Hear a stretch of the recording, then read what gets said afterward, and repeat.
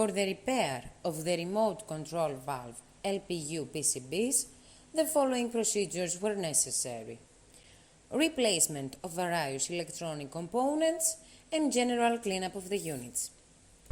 For testing, we use one lamp and 220 volt AC. When we turn on the power supply, the unit reacts accordingly and we can see the lamp lighting up. After a few seconds, the lamp turning off. The same procedures were repeated for the second PCB.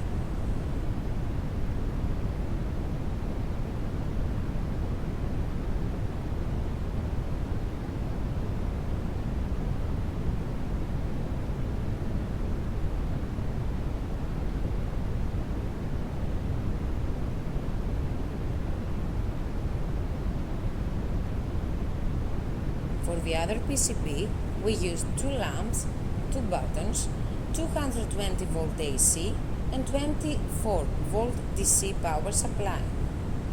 When we turn on the power supply, the unit reacts accordingly and we can see then the lamp lighting up.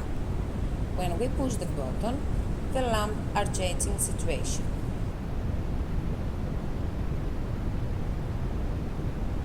The same procedure is repeated for the other PCB.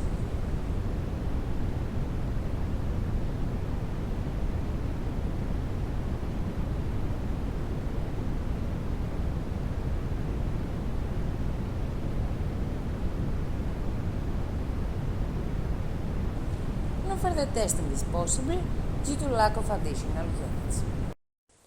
It is now clear that all of the PCBs are working successfully and they are ready to be delivered to the customer.